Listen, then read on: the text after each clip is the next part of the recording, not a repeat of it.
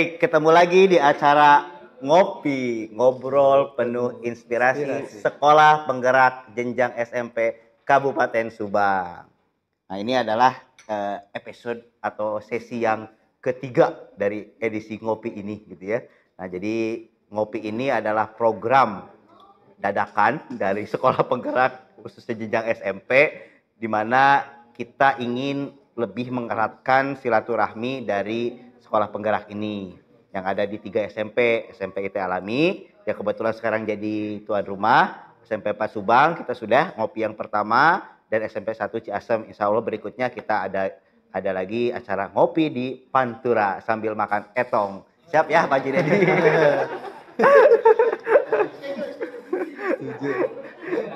Nah, jadi untuk tema ngopi saat ini kita akan sedikit berbincang dengan para guru-guru hebat di sini dari 3 sekolah penggerak yang ada di Kabupaten Subang yang SMP.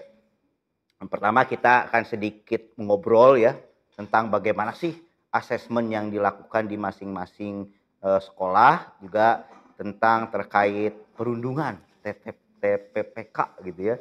Nah, ini menjadi hal yang sangat krusial. Nah, yang pertama kita akan sedikit mengobrol terkait dengan asesmen. Nah, kenapa asesmen ini menjadi penting? Karena yang namanya asesmen ini adalah kunci dari keberhasilan pembelajaran. Nah, terutama di kurikulum Merdeka sekarang, bahwa merencanakan pembelajaran itu ya dengan asesmen gitu ya. Kalau kita berhasil melakukan asesmen dengan baik gitu ya, maka kedepannya kita akan melihat kualitas pembelajaran yang baik gitu kan. Artinya merencanakan dengan sebaik-baiknya. Begitu pula sebaliknya, kalau kita gagal melaksanakan asesmen, ya tentunya pembelajaran kedepannya ya akan berjalan kurang baik, bahkan banyak kendala dan sebagainya. Nah, telah hadir di sini paling kanan yang paling ganteng dan seperti Pak Ustadz ini, Pak Hayat. Nah, belajar sepanjang hayat dari SMP IT Alami ya. Boleh menyapa dulu Pak Hayat. Ya, hai, assalamualaikum warahmatullahi wabarakatuh.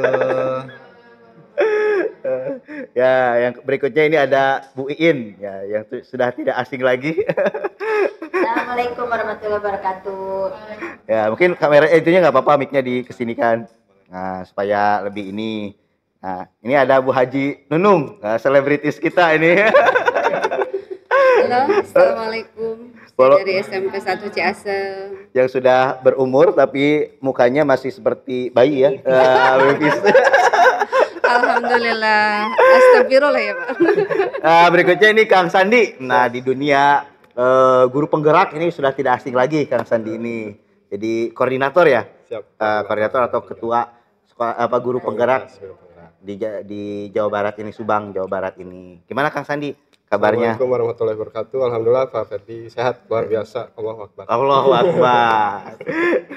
Jadi kalau ingin lebih jauh lagi mengenal sekolah penggerak gitu ya, bisa buka di 3 akun YouTube, di SMP 1 Ciasem. Nah, ini akunnya nanti.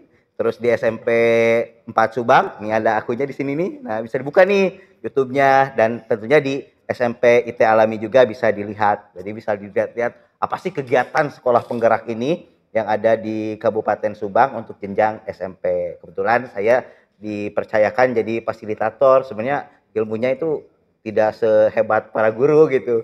Coba di sini saya banyak belajar aja dari teman-teman guru di sini supaya bagaimana sih sekolah penggerak itu bisa berjalan dengan semestinya. Baik, mungkin kita dari mana dulu ya? Dari Pak Hayat dulu deh, sebagai tuan rumah ya. Sebagai tuan rumah. Nih Pak Hayat, boleh cerita dulu Pak Hayat.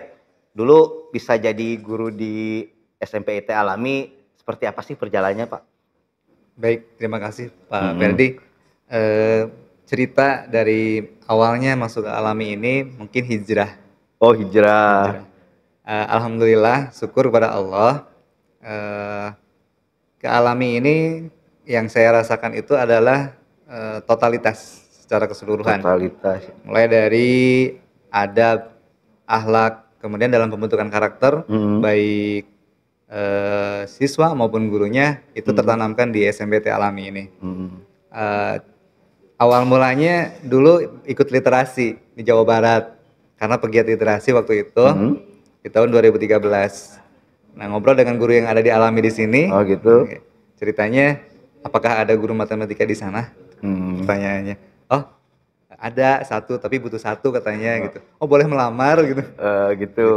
Jadi langsung tertarik gitu ya. Boleh melamar. Oh, dengan senang hati, silakan kirimkan CV-nya gitu. Dan luar biasa ketika masuk ke sini itu yang pertama tes pengetahuan, kemudian baca tulis Al-Qur'an, kemudian yang terakhir itu kita tes wawancara ya. dan praktek mengajar juga gitu ya.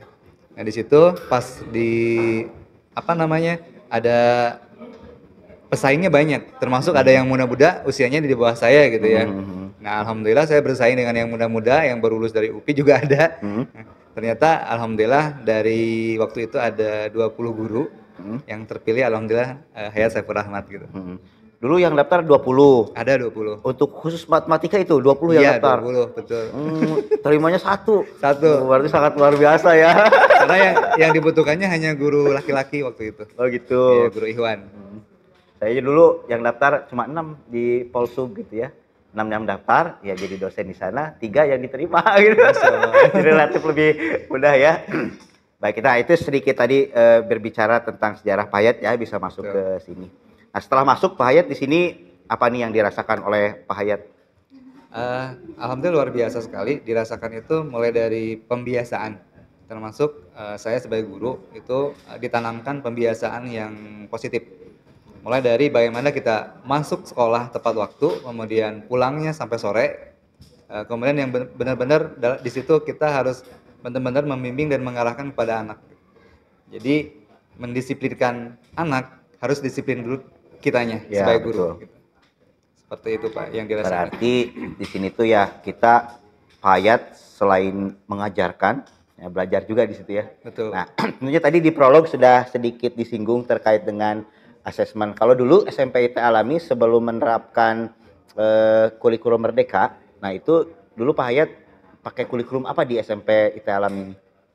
Kebetulan di SMP IT Alami itu ada yang pertama ada kurikulum khas Alami, kemudian kurikulum JSIT yang terjaring dalam sekolah Islam terpadu. Ya. Kemudian yang kita gunakan adalah kurikulum sebelumnya kurikulum 13. 13 ya. Nah, kan berubah nih dari 13 ke kurikulum Merdeka. Nah, di sini kan ada yang cukup fundamental ya perubahannya terhadap dengan tidak adanya ujian nasional gitu kan. Betul. Terus mulainya ada asesmen. Nah, tadi kan asesmen ini kunci dari keberhasilan merencanakan siswa ini mau kemana gitu kan ke depannya. Udah selevel mana gitu ya. Nah, kalau di SMP IT Alami itu sudah menerapkan asesmen ini apa saja? Asesmen yang dilakukan di SMP IT Alami, terus bagaimana strategi-strategi yang dilakukan SMP IT Alami supaya siswa itu ada kategorinya gitu. Siswa A kategorinya ini. Nah, kira-kira bisa diceritakan Pak Hayat terkait dengan itu? Baik Pak. Dari ini saya berkaca pada sebuah kompas, di mana kompas ini kan menentukan arah. Betul. Jadi dalam kurikulum Merdeka ini ada banyak signifikan perubahannya ketimbang kurikulum yang 2013. Ya. Mulai dari anak ketika memposisikan bahwa dia ada seorang pelajar, mungkin seperti anak yang kehilangan induknya gitu. Betul. Ya. Terus? Nah di sini saya memposisikan untuk asesmen ini bagaimana sih apa gaya belajar yang saya akan terapkan kepada siswa, terutama peserta didik yang dialami ini, motivasi apa gitu ya agar anak ini arah dan tujuannya itu selaras dan sesuai dengan visi misi yang sekolah laksanakan. Nah, jadi di sini berarti asesmen awal dilakukan juga. Betul. Seperti itu ya. Terus pas perjalanan juga dilakukan asesmen seperti itu. Nah, sedikit cerita aja nih Pak Hayat. Nah, kalau misalnya Pak Hayat kan pasti menemukan dari hasil asesmen awal itu ada grade-grade-nya ya, A, B, C, D gitu ya, anak-anak gitu kan. Ada yang mungkin kemampuannya di atas rata-rata gitu, ada rata-rata gitu ya. Nah, Pak Hayat bagaimana nih strateginya supaya nanti dalam pembelajaran itu mereka itu hampir jadi sama gitu nanti levelnya itu. Bagaimana strategi Pak Hayat untuk menerapkan itu, Pak? Eh, untuk melihat asesmen ini, kan ada tingkat kemampuan yang berbeda-beda ya Pak ya. Ya, betul. Dari segi mungkin karena saya mengampu mata pelajaran matematika, di sini dari kesiapan belajar anak kita dilakukan awal-awal itu untuk melihat kemampuan siswa itu dilihat dari mungkin dari kesenangan dia, kemudian mulai dari tes tertulis, kemudian mulai dari dia cerita, kemudian dari kesukaan mereka belajar matematika, gitu, menyenangi matematika, gitu. Itu sudah dilakukan seperti itu untuk bagaimana biar anak itu bukan hanya apa ya, karena pelajaran matematika itu mungkin sulit ya Pak ya. Iya. Nah, bagaimana saya mindsetnya itu agar merubah mindset matematika itu menyenangkan dan mudah bagi anak-anak. Sampai saya membuat jargon matematika itu adalah belajar matematika itu mudah dan menyenangkan. Sehingga persepsinya di awal anak itu baik yang tingkat kognitifnya lebih ketimbang dengan yang mungkin yang kurang, itu akan menjadi tujuan yang sama. Iya, jadi betul. samanya apa? Mereka menyenangi matematika gitu. Terus kemampuannya apa? Mereka senang dalam belajar matematika, kemudian mudah bagi yang tadi kurang itu menjadi menyukai matematika. Jadi konsepnya itu suka dulu. Oke. Nah, itu berarti yang diterapkan di alamnya. Kita bergeser sedikit nih ke Bu Iin. Nah, Dari tadi nih. bergeser sedikit ke Bu Iin. Pesona penjelasan Pak. Ya, tadi alami sedikit, banyak bercerita terkait dengan asesmen yang dialami. Nah, kalau Bu Iin kira-kira pernah menemukan siswa-siswa yang disparitasnya tuh tinggi gitu. Ada yang pintar banget gitu ya, ada yang mungkin di bawah gitu ya. Nah, strategi Bu Iin nih kalau melihat yang dalam satu kelas itu ada disparitas yang tinggi itu apa yang dilakukan Bu di SMP 4? Baik, terima kasih Pak Ferdi. Tadi mendengarkan dari cerita Pak Hayat, memang betul ya, kita memang harus membuat dulu mereka itu senang dengan pelajaran yang kita suguhkan gitu. Dan itu mungkin bisa kita dapatkan dari awal, kita kondisikan dari awal. Ketika kita masuk ke kelas pertama kali ke anak, mungkin harus mengetahui tentang peminatan mereka itu ke mata pelajaran apa sebetulnya. Kemudian gaya belajar mereka itu seperti apa, apakah mereka senangnya kinestetik, audio, visual gitu. Nah, terus mereka itu cenderung siap atau belum dalam setiap akan melaksanakan pembelajaran. Mungkin dari situ nanti kalau misalnya kita kondisikan sesuai dengan apa yang kriteria-kriteria mereka dalam perencanaan pembelajaran setiap kita masuk kelas, mau tidak mau mereka akan terlihat mana yang paling antusias, mana yang kurang. Ya, betul. Karena apapun yang kita berikan harus pas dengan kebutuhan belajar mereka. Nah, tapi di sini di SMP 4 kebetulan sampai saat ini belum ada yang betul-betul cibi gitu, berbakat istimewa kayak gitu, nggak ada. Cuma mungkin ada yang baik dan ada yang agak kurang gitu. Karena memang kita itu heterogen, tapi tidak ada yang betul-betul istimewa. Jadi standarnya ada yang lebih standar tapi tidak terlalu sampai berkemampuan sangat tinggi gitu. Cuma yang saya lihat setiap kelas yang didatang itu kita punya perlakuannya. Ketika kita mendapati pada waktu awal kita masuk kelas, kemudian kita melaksanakan formatif tes atau asesmen kognitif awal, kita bisa melihat anak ini berkemampuannya tinggi, sedang atau rendah. Nah, berarti di situ kita formulasinya mereka masuk ke dalam kelompok, biarkan mereka heterogen dulu. Kemudian nanti kita akan bagi, kalau misalnya yang berkemampuan yang rendah, berarti kita kasih bimbingan terus kita berikan materinya seutuh ya, sesuai dengan pembelajaran biasa. Untuk yang sedang, yang berkemampuan sedang, kita berikan penugasan juga, tapi penugasan itu sekali-kali kita berikan dan sekali-kali kita tinggalkan Ya. untuk melihat ke bagian kelompok lain. Dan untuk yang kelompok tinggi itu cenderung mereka itu kalau diberikan perlakuan yang sama itu pasti tidak akan mau diem karena bosen materi yang gini mah atau kita udah menguasai kayak gitu. Jadi akhirnya kita beri mereka kadang saya suka memberikan soal yang lebih tugas atau proyek yang lebih kompleks gitu kompleksitasnya, atau mereka juga dijadikan sebagai tutor sebaya. Jadi ada perlakuannya suka berbeda-beda gitu supaya mereka merasa oh saya ini diperlukan, saya ini diperhatikan. Jadi mereka itu kebanyakan sebagai tutor sebaya bagi teman-teman yang lain yang memerlukan bimbingan gitu. Jadi dengan cara demikian ada proses belajar yang berbeda dari setiap berdasarkan kesiapan belajar mereka masing-masing. Nah, kalau misalnya itu sudah diterapkan ya, ada bimbingan khusus untuk yang kurang mampu atau kurang berkembang gitu ya, terus yang tadi sangat baik atau istimewa itu memberikan bimbingan. Nah, kalau ada semacam kasus lah, sudah dilakukan bimbingan juga gitu kan, tapi siswanya itu tetap aja gitu ya. Masih ada, ya. Nah, apa yang dilakukan strategi Bu Iin lah secara pribadi Kalau untuk seperti itu?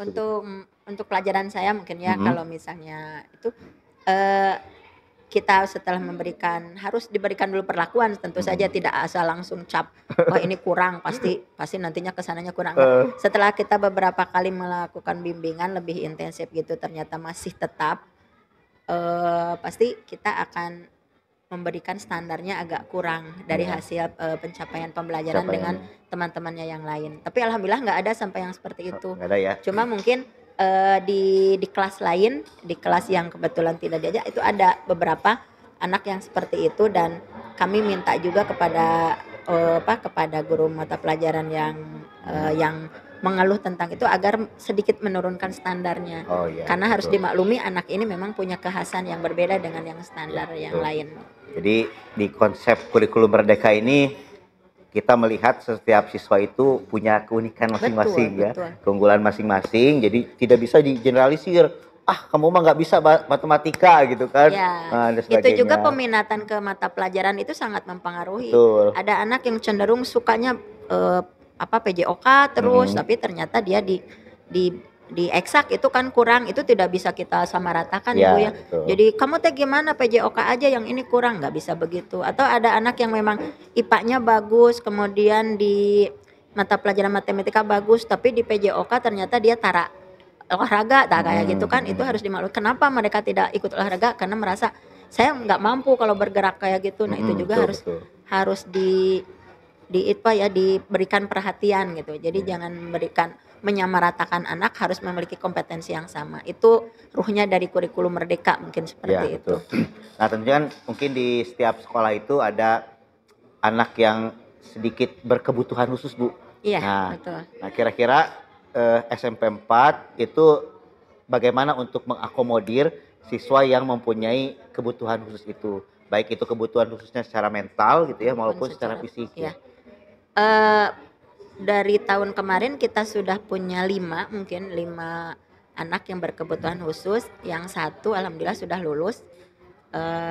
Waktu awal-awal kita merasa agak keberatan ketika didatangi orang tua yang ingin mendaftarkan anaknya di sekolah umum, tapi ternyata dia diberikan tanda kutip sama orang tuanya, tapi Bu anak saya seperti ini. Nah itu yang paling membuat kita jadi kebingungan, Pak gimana, ini kan bukan sekolah inklusif, bukan sekolah yang SLB lah gitu. Ini tidak bisa kita karena kita tidak punya guru inklusif, tapi mereka juga tidak mau kalau mendaftarkan ke sekolah yang khusus untuk yang luar biasa begitu, karena merasa anaknya itu standarnya lebih dari, akhirnya ada perjanjian bahwa mereka menitipkan berarti harus mendapatkan pendampingan juga di rumah. Ya, betul. Nah akhirnya dari pembelajarannya kita masih sebatas memberikan pembelajaran yang standar dulu, standar dengan umum dengan yang lain.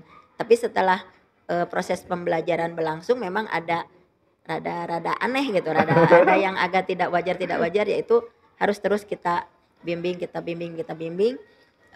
yang penting semua guru itu memahami yaitu betul. kondisinya seperti apa.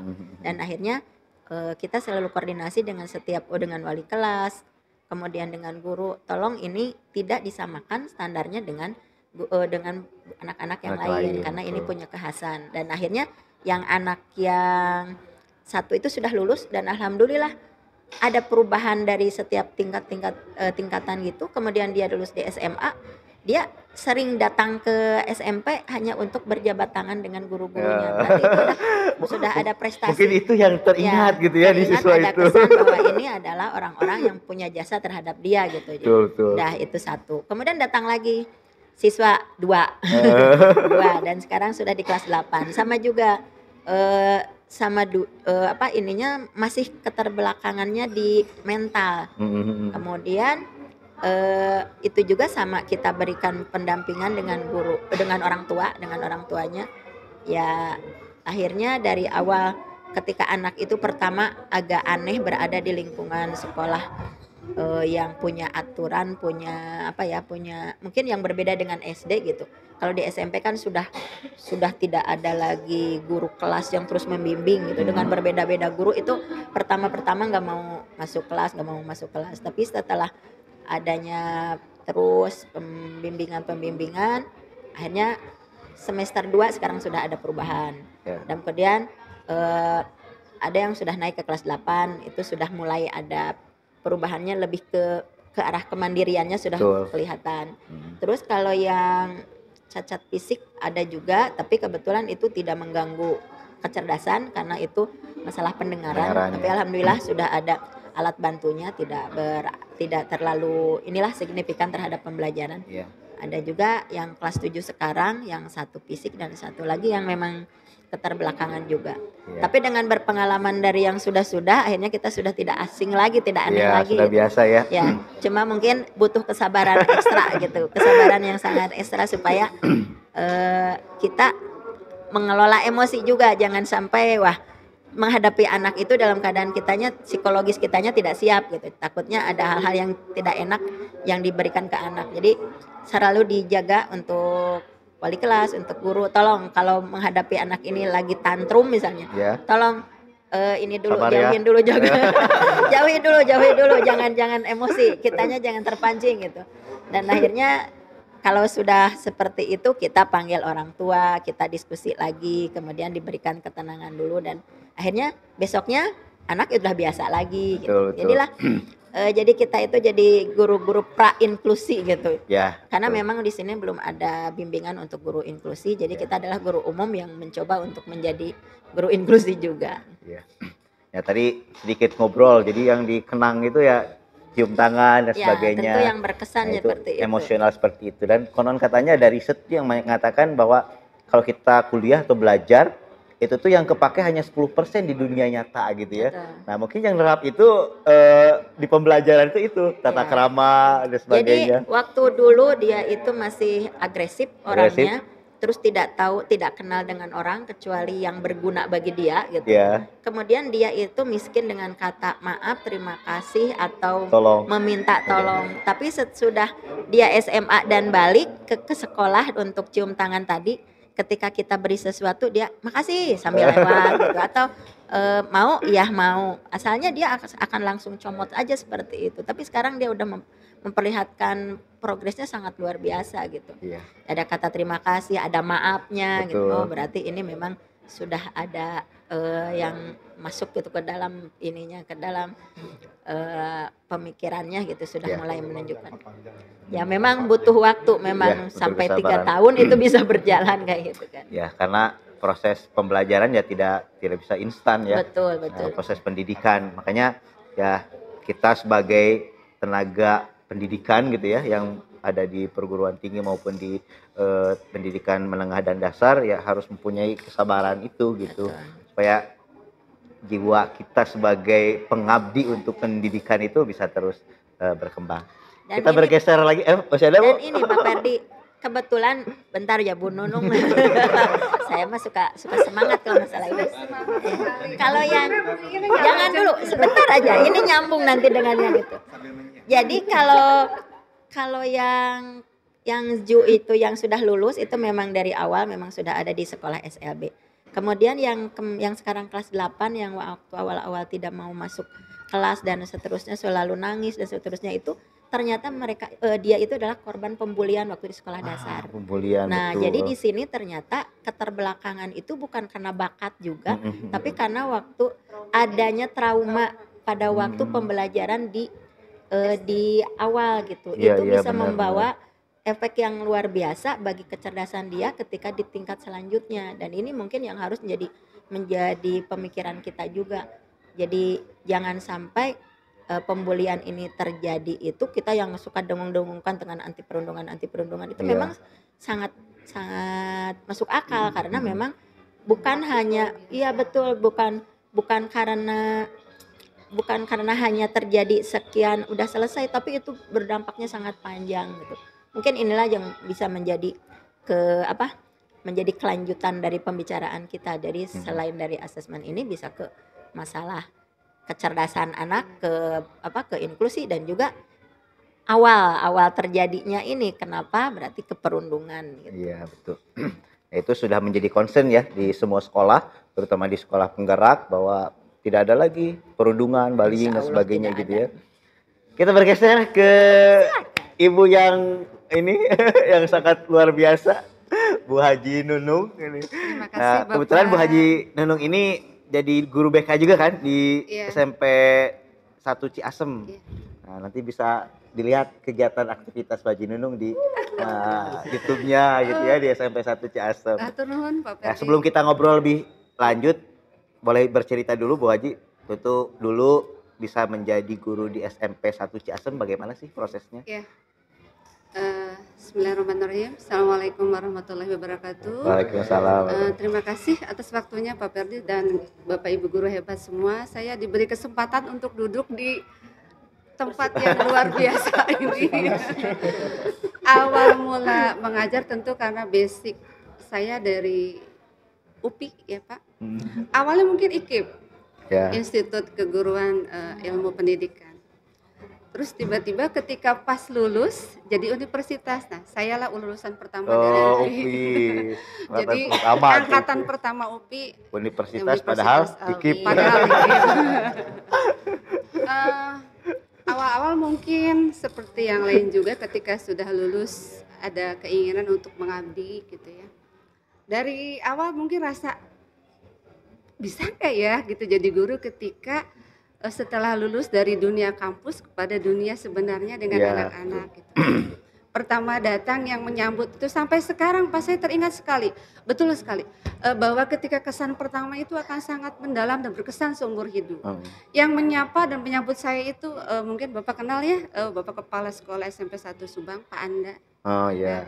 Dengan Bapak Kepala Sekolah yang awal-awal itu luar biasa juga di sana ada Pak Haji Kusbandi almarhum yang luar biasa menyambut saya dengan rasa malu-malunya itu duduk di depan gitu nunggu ada apa dan seterusnya. Saya dipanggil awal-awal ngajar diberi kepercayaan justru bukan di BK-nya gitu, ngajar di keterampilan. Di kelas bukan kelas terbuka, di kelas siang. Nah dari situ terus sampai saat ini belum kepikiran sampai sejauh ini ya Pak bisa terbawa sampai kepada sekolah penggerak dan seterusnya. Jadi udah berapa tahun Bu di semenjak Lulus masuk tahun jadi 2001 saya melamar kerja honor ya. 24 tahun berarti ya? 2003 honor daerah. Oh. 2008 CPNS, 2009 PNS. Jadi hampir 23 tahun ya. 23 tahun. Dan menjadi guru BK itu ketika Pak Haji Ade menjabat kepala sekolah di SMP 1 Ya. Ciasem. Pak Haji itu pengawas Iya. SMP 1 Ciasem sekarang. Sampai saat ini awal-awalnya tidak ada terpikir gitu. Tapi ketika mulai ada anak-anak yang mengalami perubahan kepada suatu yang positif, ada kebahagiaan tersendiri. Salah satunya ada momen ketika anak yang setiap pembelajaran pasti ngompol. Ada seperti itu. Iya, nggak tahu setiap mata pelajaran kalau nggak salah ya antara matematik atau bahasa Inggris. Setiap itu mungkin Karena ketidakmampuan itu mungkin ya. Oh. Ya. Mungkin kalau boleh dibilang, kalau mungkin zamannya sekarang kurikulum merdeka mungkin ada asesmen awal gitu Ya, ya, betul. dan dia minatnya kemana kan gitu. Selalu ngompol, ibu ini gitu gimana gitu. Itu salah satu inklusi. Betul. Ketika saya terus-terus, ayo kita gotong royong bersihin gitu. Saya selalu berkoordinasi dengan orang tuanya sampai dia lulus dan bekerja. Oh gitu. Ada kepuasan dan kebahagiaan tersendiri yang awalnya tidak mau melanjutkan sekolah. Itu karena malu ketika ada beban pembelajaran yang dia tidak sanggup, langsung pasti ngompol kejang gitu. Itu perempuan berarti? Perempuan. Ya itu yang jadi permasalahannya. Selalu saya zaman dulu kan belum ada apa ya kendaraan yang banyak. Pasti panggil beca dan itu otomatis mohon maaf ya dana sendiri kan gitu dianterin kan gitu. Atas dasar saya sebagai wali kelas ada rasa aduh ya Allah gitu kalau tersingkap auratnya dan lain sebagainya otomatis kan ada saya sebagai seorang perempuan maka saya harus menyelamatkan. Ketemu lagi sudah bekerja Bu dan alhamdulillah sehat.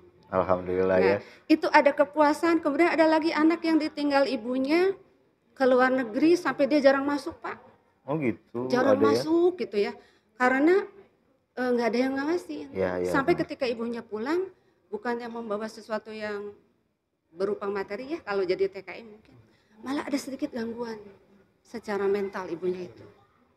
Makanya saya terus koordinasi gimana ini baiknya nih anak. Dan alhamdulillah yang dia ucapkan, saya ingatnya Cina Kubu Nunung, terima kasih dan sudah masuk SMA sekarang Bu. Alhamdulillah. Nah dari situ mungkin sebagai guru BK yang aslinya saya bukan BK gitu ya, ada kebahagiaan tersendiri yang nggak bisa diukur dengan materi Iya gitu. betul. Itu Pak. Iya. Iya, Jadi sampai saat ini lah cukup gitu. menarik ya. Jadi ada Iya, ya, gitu. seperti itu. Di benak saya itu pantura itu kan wah garang-garang gitu ya. Ternyata Betul. keras gitu ya. Iya. Ternyata masih ada yang seperti itu. Iya. Nah, tadi kan sedikit cerita ya hal-hal yang Iya. itu. Nah, tentunya kalau kita sadari dan kita tahu bersama Pantura Kabupaten Subang itu kurang lebih ya beda lah, agak Iya. sedikit beda kondisinya dengan ini. Betul. Nah, Bu Haji Nunung kan tentunya banyak ya menghadapi mungkin perundungan dan sebagainya. Nah, selain tadi strategi yang dilakukan terhadap yang ngompol tadi. Nah, untuk yang misalnya notabene Iya. anaknya itu kasar atau urakan lah gitu, Iya. apa yang dilakukan nih Bu Haji Nunung untuk mengatasi hal tersebut? Dan biasanya yang saya telusuri Pak, ketika anak-anak yang berbuat kasar mungkin agak sedikit dalam artian bertindak di luar Ya batas, kekerasan lah keras gitu ya. gitu, ternyata pasti dilatar belakangi dengan keluarga. Oh keluarga ya. Pasti itu. Kalau tidak ditinggal ibu bapaknya kerja ke luar negeri, dititipkan ke neneknya, ke uaknya, biasanya karena broken home. Itu bisa dicari latar belakangnya rata-rata seperti itu. Dan intinya mereka kurang perhatian, kurang kasih sayang. Makanya akan saya panggil dengan baik-baik. Sebetulnya kenapa, ada apa. Nah ketika ditelusur, Bu saya kesinggung loh Bu, gini. Nah itu intinya itu sebetulnya. Jadi ketika kita mendekatinya dengan betul-betul kasih sayang sebagai seorang pengganti ibu ya di sekolah, mereka akan belajar berubah sedikit demi sedikit.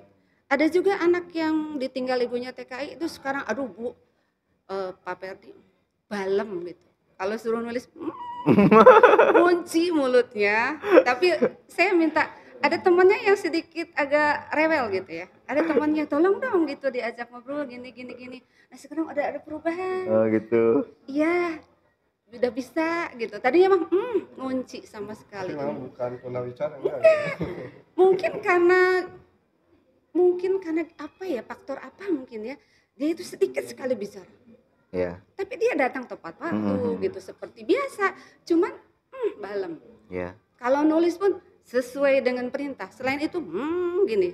Tapi ketika kita dekati lama-lama sekarang alhamdulillah. Ya kayak introvert. Iya. Sekarang udah naik ke kelas 8 dan ceria. Ceria ya. Itu yang paling Berkat- penting gitu ya, berkat cerianya Bu Haji gitu. Nunung Kalau gitu ya. pulang sekolah saya tanya, oh kebetulan namanya Rizky, di mana rumahnya?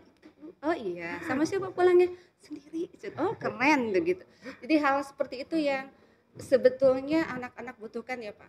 Kasih sayang, perhatian, pendekatan yang humanis, apalagi diiringi dengan kalau kita berbicara tentang ayo ada sesuatu yang selain hanya menuntut ilmu dengan ibadah yang lain, mereka akan sangat cooling down dengan situasi SMP 1 yang di Pantura yang cenderung luar biasa. Ketika kita dekati dengan baik, biasanya akan cooling down. Saya pernah kedatangan orang tua rame-rame. Ketika saya dekati baik-baik, langsung cooling down. Itu jadi intinya itu kita dekati dengan sesuatu yang dari hati ke hati dulu. Ketika dari hati, alhamdulillah terselesaikan dengan baik. Tuh. Nah itu kan kalau hati ke hati kan personal ya. Nah, tapi kan kalau kita berbicara komunitas yang banyak itu kan, kita kan perlu program yang terstruktur ya, program kerja. Nah, kan di SMP 1 Ciasem sudah punya TPPK juga ya. Nah, boleh diceritakan kira-kira program TPPK di SMP 1 Ciasem itu apa sih supaya siswa itu menjauhi hal-hal yang tadi bullying dan sebagainya gitu. Pertama yang kita lakukan adalah tentu saja membentuk timnya dulu. Di antaranya ada saya, kemudian ada rekan-rekan guru yang lain yang satu tim BK. Ada guru putra dan putri. Kemudian ada lagi tentang pembiasaan menyambut siswa di depan ya, sekolah ramah anak itu. Ketika kita sudah di depan duluan pagi-pagi, anak datang disambut, yang putri dengan ibu gurunya, yang putra dengan bapak guru sebelah sana. Kemudian ada anak OSIS yang pendisiplinkan, kalau ada kukunya yang panjang, maka diarahkan untuk dipotong dulu kukunya.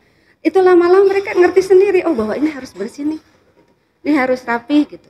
Harus cium tangan dan senyum. Kalau disapa itu senyumnya mana? Oh gitu. Kemudian ada juga beberapa panduan gitu bahwa hari Senin seragamnya apa, Selasa seperti apa. Jadi kalau memang di Pantura itu agak sedikit berbeda. Betul. Harus dengan pendekatan yang betul-betul ketika api dilawan dengan api malah tambah besar ya. Maka api harus dilawan dengan air biar jadi cooling down. Ya. Ketika hari-hari yang lain ada pembiasaan, pengajian, kemudian sholat duha berjamaah, dan ada literasi, alhamdulillah. Meskipun masih tetap harus dibimbing. Kemudian Bapak Kepala Sekolah juga sudah menyediakan tempat wudhu yang banyak, gitu. Jadi lebih enak gitu, untuk mengarahkannya.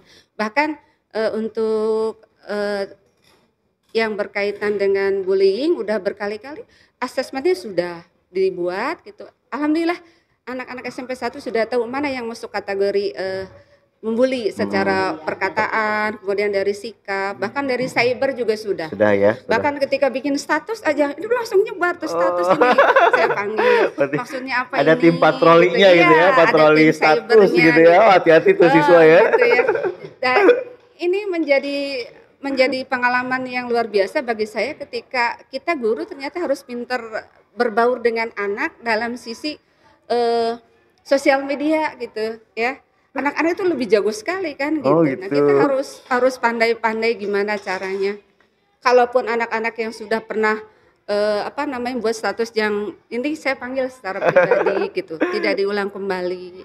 Dan itu pernah orang tuanya datang, ini gimana Bu? Sampai ke rumah Pak. Maghrib saya sedang masih di mukena. Ibu anak saya ini gimana video ini? Aduh dan lain sebagainya. Ketika saya kasih masukan, akhirnya alhamdulillah aman. Nah itu butuh ekstra kalau di Pandora. Harus betul-betul sabar. Istilahnya apa ya Pak? Mindfulness sama well-being ya. Nah itu mungkin ya. Ya, makasih Bu Haji Nunung. Ya. Enggak Bu Sari bisa bergabung. Ini kebetulan Bu Sari bisa di pinggir Bu. Iya. Nah, situ. Alhamdulillah Bu Sari biasa bergabung. Nah, sebelum ke Bu Sari karena baru datang, nih ke Pak Sandi dulu. Nah, ini Pak Sandi nih yang sering, pokoknya kalau ada acara guru penggerak, nih udah hampir guru penggerak semua di sini ya. Itu selalu muncul gitu ya, jadi koordinator guru penggerak untuk Kabupaten Subang ini. Pak Sandi boleh cerita dulu deh sebelum kita ngobrol lebih lanjut, apa sih yang menjadi motivasi Pak Sandi menjadi guru penggerak, terus jadi koordinator, itu apa lebih susah itu? Mengurus orang-orang pintar itu lebih susah. Apa sih yang menjadi motivasi? Ya, terima kasih Pak Ferdi. Langsung saja mungkin kaitan dengan motivasi saya pribadi untuk mengikuti guru penggerak, memang didasari dari rasa penasaran. Ketika itu memang di SIM PKB itu tertera aplikasi menu-menu yang memang isinya diklat-diklat online gitu kan. Terus itu ada guru pembelajar dan sebagainya. Rasa penasaran yang memang tinggi ketika itu. Jadi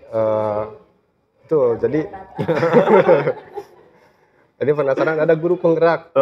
Di situ salah satunya ada guru penggerak. Ini apa nih? Saya cek, kemudian saya pelajari, saya terima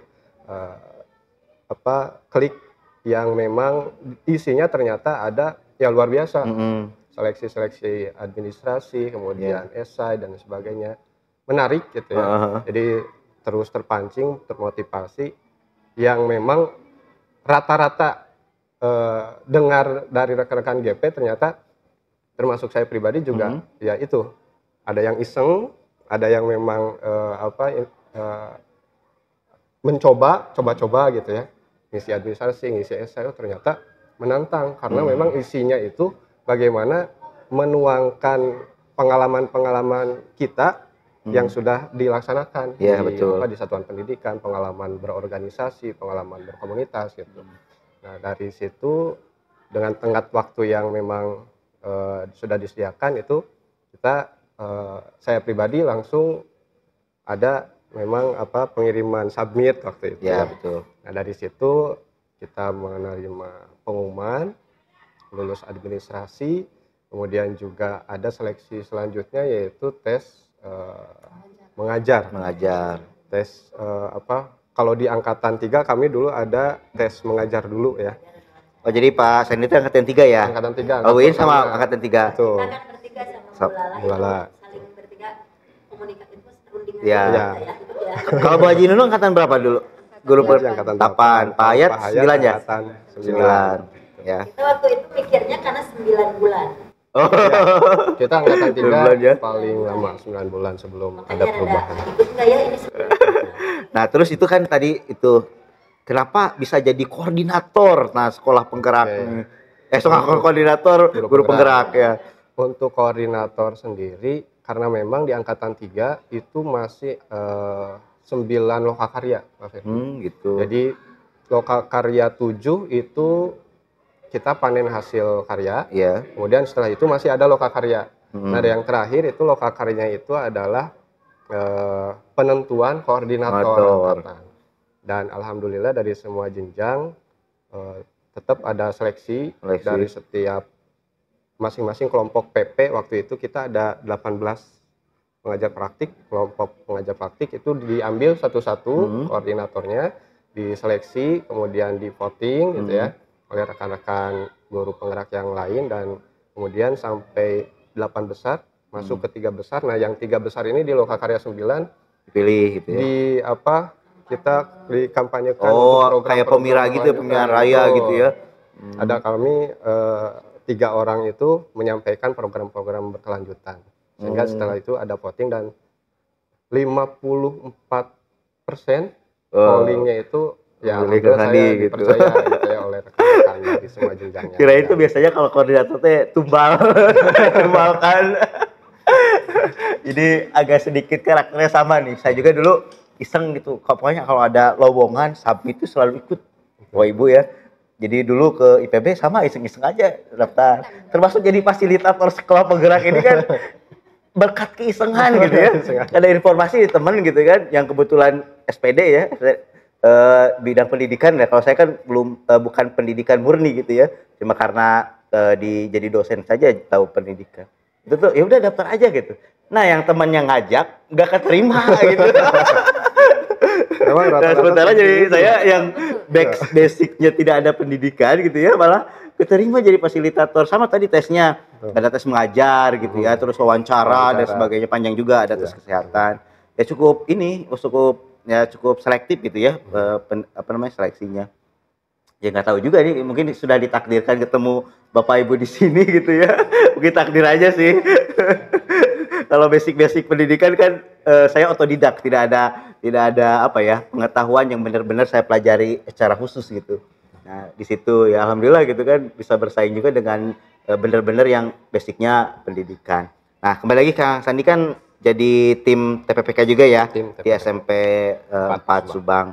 Nah, kira-kira yang sudah diprogramkan oleh tim TPPK itu, apa sih yang menjadi kendala, masih jadi kendala sampai saat ini gitu dalam menghadapi bullying atau perundungan ini?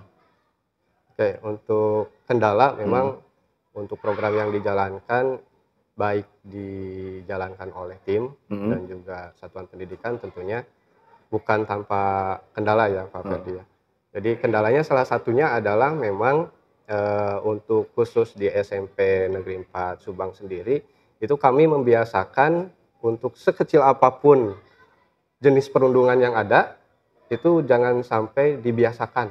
Maksudnya begini, karena ada beberapa pihak yang memang dah itu mah biasa. Nah itu yang kita harus luruskan. Jadi dengan petunjuk teknis yang sudah diterbitkan oleh Dirjen, kemudian kita Permendikbudnya juga sudah jelas bagaimana jenis-jenis perundungan yang ada. Nah sesederhana apapun jenis perundungan itu kita harus bisa menyamakan persepsi bahwa tidak ada yang biasa. Ya, betul. Maksudnya gini, ada siswa yang memang Pak si A menghina ya, menghinanya biasanya kalau di anak-anak SMP atau mungkin di SD orang tua, betul. Ya, betul, nama orang tua ya. Orang tua. Nah, terkadang ada persepsi yang udah itu mah biasa. Nah, ini adalah kendala-kendala yang memang sebetulnya harus kita tindak lah gitu. Jadi ada laporan-laporan khusus yang memang sekecil apapun itu kita akan tindak gitu. Tidak menunggu harus ada bullying yang memang kasusnya besar, kasusnya yang memang kekerasan, apalagi ya naudzubillah tindak kriminal nantinya gitu kan.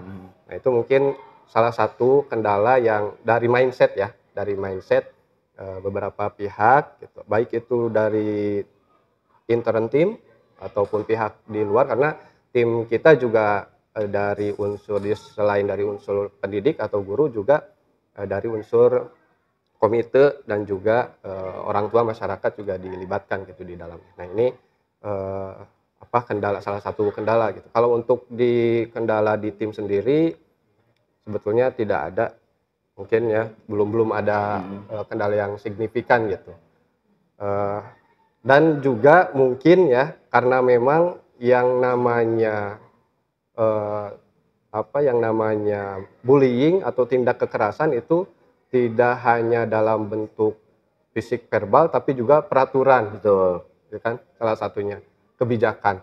Nah ini mungkin nanti ada evaluasi juga tersendiri bahwa jangan-jangan sekolah kita itu ada aturan-aturan atau keyakinan kelas bahkan yang memang ternyata menjurus ke sana ya, unsur bullyingnya, ada unsur kekerasannya baik itu verbal maupun non verbal. Nah, jadi mungkin itu kendalanya beberapa. Ya. Betul. Tapi sampai sejauh ini masih terus konsisten ya untuk terus mencegah bullying di sekolah. Mungkin terakhir nih ke Ibu Sari sebagai yang paling bungsu datangnya ke sini gitu ya. Bungsu, Pak.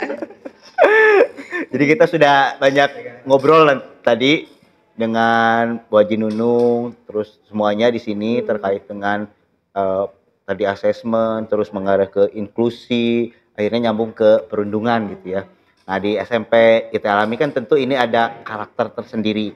Nah kalau tadi di Ciasem itu kan relatif keras gitu kan, kalau tadi di SMP 4 lebih cenderung kasus kota gitu, artinya siswa-siswa yang ada di kota. Nah ini kan berikutnya ini kan di Alami ini kan SMP IT, artinya punya kekhasan sendiri. Nah yang tentu notabene basicnya itu pasti sudah tahu ya, artinya keagamanya mungkin sudah bagus dan sebagainya. Nah yang pernah terjadi ataupun perundungan mungkin di SMP IT Alami itu apa saja sih Bu yang pernah terjadi? Baik Pak, kalau untuk di SMP Alami sendiri itu ya Pak ya, perundungannya itu sama tadi yang disebutkan oleh Pak Sandi sama Bu Nunung itu masih terjadi di sini ya. Seperti menyebut nama orang tua gitu. Terus kayak pukul-pukul pakai buku yang digulung gitu Pak. Seperti itu. Nah, lebih seperti ke arah sana sih Pak kalau ya. Untuk fisiknya gitu. Kalau untuk verbal lebih ke ya nama orang tua gitu. Terus sama fisik tuh sering disebutin Pak, misalnya hitam lah gitu. Body shaming ya, body shaming. Iya. Lebih ke sana sih. Gak enak Pak ya kalau body shaming tuh ya. Bahkan di kelas besar itu untuk apa, sosialisasi perundungan itu pakai fisik sendiri, Pak. Itu nyontohinnya gitu. Enak nggak kalau gitu? Enggak kan? Gitu. Ya ibu juga nggak enak gitu. Ternyata oh ya bu ya nggak enak ya gitu. Sehingga ya anak-anak paham di situ mudah-mudahannya. Nah, tentunya kan SMPT Alami itu sudah punya asesmen ya untuk Betul. perundungan dan sudah punya datanya seperti itu ya. Nah, dari data itu apa sih yang dilakukan oleh SMPT Alami supaya perundungan yang sudah terjadi itu tidak terulang? Kalau tidak terulang sepertinya sampai saat sekarang masih terulang. Masih terulang ya? Atau meminimalisir ya lah Pak ya, ya. apa yang dilakukan? Iya, tentunya yang pertama kita pemanggilan yang beberapa saksi tersebut, pelapor seperti itu ya Pak. Terus habis itu kita diskusi dengan yang disebut pelaku lah gitu ya Iya. Pak ya saat itu. Kita sampaikan ternyata memang alasannya itu semuanya hanya sebatas bercanda ternyata Pak, bercanda. Tapi kan penerimaan teman yang lainnya itu beda ya Pak ya. Akhirnya antara jadi kita tuh ada dua sisi ya Pak ya. Yang pertama dengan pelaku, yang kedua dengan korban. Untuk saksi itu di awal kita mencari informasinya seperti itu sih Pak. Tapi tetap dipenguatkan. Tetap terus kuatkan. Iya. Nah, itu kan menjadi dokumen tersendiri ya, Betul, Pak. sebagai ini. Nah, dari dokumen itu, apakah tim TPPK itu terus menindaklanjuti perbaikan-perbaikan dokumen itu atau pola memperbaikinya itu seperti apa sih dari dokumen yang sudah ada gitu? Misalnya kalau terjadi lagi, terus diperbaiki lagi atau gimana? Baik. Kalau seperti itu sih kita nanti diskusinya nanti sampainya sama Wakasek kesiswaan. Ya. Seperti itu. Jadi ada evaluasinya. Kita lihat nih 1 bulan ini perubahannya udah berapa kali. Bahkan itu dari wali kelasnya juga ada catatan Pak. Misalnya dia bully dalam 1 hari ini ada berapa kali gitu. Itu dicatat itu Pak. Dan alhamdulillahnya itu di kelas juga ada beberapa kelas yang sudah mulai punya tim FBI gitu loh Pak. Jadi kayak yang mencatat, yang mencari tahu siapa yang melakukan perundungan gitu. Nah itu tuh mata-mata lah gitu istilahnya Pak. Ya. Tapi tidak ada dikasih tahu. ada Iya. seperti itu. Tapi satu kelas dikasih tahu itu. Ada satgasnya, tim patrolinya. Baik Pak Hayat, ini kan sekolah penggerak ini sudah berjalan setahun ya Pak Hayat ya. Dan dengar-dengar pergantian menteri ini akan merubah juga nih program sekolah penggerak. Tentunya kurikulum Merdeka sih mungkin berjalan lagi nih.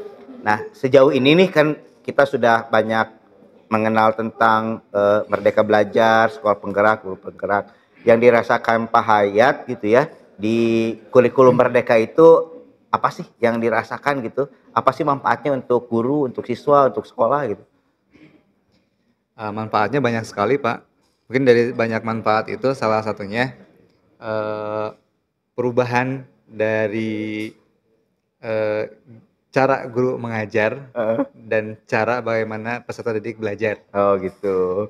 Ya harapannya sih mungkin ini terus berlanjut mungkin gitu ya. Tapi kan tadi yang dibilang sama Bapak ketika ada pergantian menteri gitu ya, kita ikutin aja. Ya ikutin Kita aja. mengikuti aja, jalani aja prosesnya. Apapun nanti bagaimana hasilnya itu kita terima saja. Baik. Mungkin bisa beralih ke Bu In. Nah, karena informasi yang beredar itu Kementerian Pendidikan Kebudayaan itu akan dipecah lagi jadi 3 sekarang. Pendidikan tinggi dan riset dan teknologi, Dikti-Ristek. Nah, kembali lagi ke yang sebelumnya. Nah, terus pendidikan dasar dan menengah itu 1 kementerian. Nah, 1 lagi Kementerian Kebudayaan. Jadi ada 3 nih. Nah, harapannya sih untuk kurikulum Merdeka ini bisa terus diterapkan ya untuk pendidikan dasar dan menengah. Karena kan kalau di perguruan tinggi itu udah merdeka dari dulu gitu ya. Perguruan tinggi sudah bisa menentukan masing-masing kurikulumnya. Nah, kalau Bu ini kira-kira gimana nih harapannya terhadap kurikulum Merdeka ini ke depannya gitu kan? Ya, di balik pro dan kontra adanya kurikulum Merdeka dari para tokoh-tokoh pendidikan nih.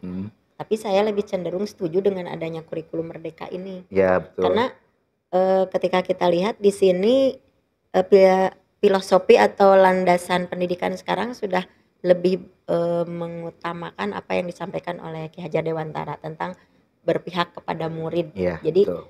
memang pada waktu dulu-dulu tentu saja berpihak kepada murid, tetap ada pembelajaran segala macam. Tapi sekarang lebih memperhatikan kepada segala sesuatu apa yang dilaksanakan oleh sekolah, satuan pendidikan, selaku lembaga pendidikan itu semuanya selalu orientasinya nanti adalah student center.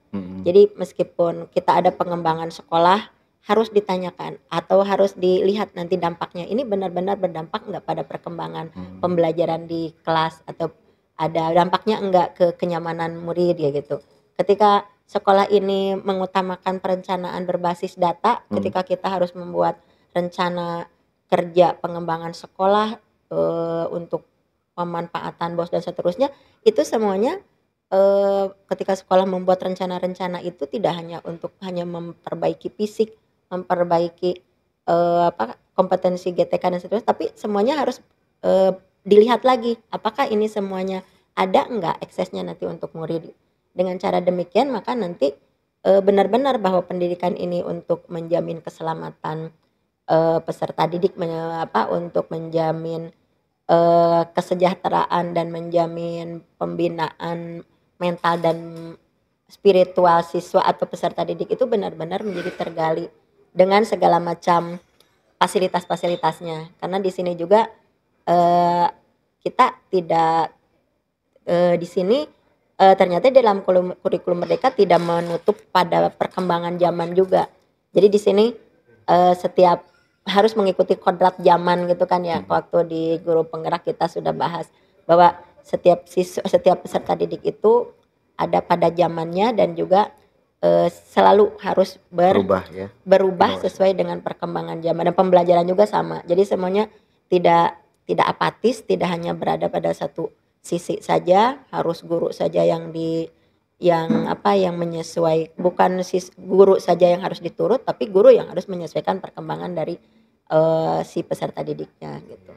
Jadi saya kira untuk adanya kurikulum Merdeka itu kalau misalnya ada perubahan sistem pun nanti itu jangan sampai dihilangkan, tapi malah lebih disempurnakan. Terus, mungkin sistemnya saja yang harus dirubah supaya lebih mengena gitu. Jadi tidak dipaksakan. Ke Bu Haji Nunung, aduh ini udah senyum-senyum saja ini. Aduh Pak Ferdi, jadi gimana Bu? biasa. Ini kan kurikulum Merdeka itu kita udah ya banyak mengenal. Yang Ibu rasakan itu kurikulum Merdeka itu gimana sih Bu? Gitu. Menurut saya sih Pak, kalau kurikulum Merdeka sudah baik, cuman ada satu yang mengganjal ketika UN dihilangkan. Jadi standarisasinya ada yang mungkin nanti ke depannya bagaimana proyeksi anak itu ke depan tidak hanya sekedar mohon maaf lulus gitu, tapi ada standar yang memang nanti ke depan harus ada persamaan gitu. Ketika anak mau melanjutkan gitu, mohon maaf kalau sekarang zonasi itu lebih mendominasi gitu. Jadi ketika anak punya prestasi yang lebih dan ingin masuk ke sekolah yang dia tuju, terkalahkan dengan zonasi gitu. Mungkin nanti ke depan ada kebijakan yang lebih mendukung kepada kemampuan dari kognitif seperti zaman kita dulu gitu. Ada yang celah itu yang mungkin agak sedikit perlu diperhatikan lebih gitu. Kelebihannya sudah bagus gitu, tapi menurut saya ada satu yang mungkin sedikit lebih diperhatikan lagi. Tentunya perlu ada perbaikan lagi ya. Ya, dari sisi itu mungkin ya Bu In. Kadang-kadang kan kita yang punya prestasi di daerah gitu pengen sekolah ke ini ada sedikit kendala dari sisi zonasi gitu ya. Mungkin itu ya. Iya. Kita ke Kang Sandi terakhir nih, Kang Sandi. Udah lama kita ngobrol nih. Jadinya berapa menit nanti ya. Kang Sandi nih dari sudut pandang guru penggerak terus sekolah penggerak, apa sih yang dirasakan Kang Sandi dengan adanya guru penggerak dan sekolah penggerak ini gitu? Oke, dari guru penggerak gitu ya. Dari sisi guru penggerak, saya pribadi merasakan manfaat yang luar biasa Pak Ferdi. Bagaimana alur yang sudah kemas sedemikian rupa oleh Mas Menteri dan tim tentunya, alur merdekanya gitu. Kemudian materi-materi modul-modul yang memang luar biasa kami mendapatkan materi yang itu ternyata di luar kuliah yang pernah kami laksanakan gitu ya. Jadi modul-modul ini dirancang sedemikian rupa yang memang hanya kita dapat di pendidikan guru penggerak ya Ibu Bapak. Jadi sangat luar biasa manfaatnya, bagaimana pendekatan-pendekatannya. Kurang lebih 10 modul yang kami eksplor, kami enyam, kami pelajari itu tentunya berdampak positif sekali untuk kami di menjalankan untuk sekolah pendidikan. penggerak sendiri gimana nih Pak? Untuk sekolah penggerak ya tentunya kita sudah masuk ke tahun kedua gitu ya. Banyak hal-hal yang memang kita bisa rasakan tentunya di tim komite pembelajar. Ya, Kebetulan kalau saya itu di cadangan, tapi Sama aja. meskipun di cadangan merasakan dampak-dampak positif dari setiap tema yang memang dipelajari, diperdalam di sekolah penggerak itu sendiri gitu, Ya. Pak Ferdi. Baik, terima kasih Bapak Ibu semua. Nah, hari ini kita dapat pembelajaran yang sangat banyak ya, mulai dari kita asesmen, nyambung ke inklusi gitu ya, terus ke perundungan, terus juga terkait dengan keberlanjutan dari Merdeka Belajar gitu ya, terus terkait dengan sekolah dan guru penggerak. Nah, tentunya kita masih banyak lagi yang akan kita eksplor ke depannya di podcast kita ini, podcast Ngopi, ngobrol penuh inspirasi sekolah penggerak jenjang SMP Kabupaten Subang. Baik, saya akhiri saja podcast kali ini. Mudah-mudahan nanti kita ke depannya bisa mengupas lebih banyak lagi terkait dengan apa itu sekolah penggerak gitu ya, tentunya di jenjang SMP. Pasti banyak lagi yang akan kita kupas. Karena podcast ini sebagai sarana edukasi dan sarana silaturahmi untuk kita semua. Saya akhiri, saya Ferdi Fatur Rahman. Assalamualaikum warahmatullahi wabarakatuh. Waalaikumsalam.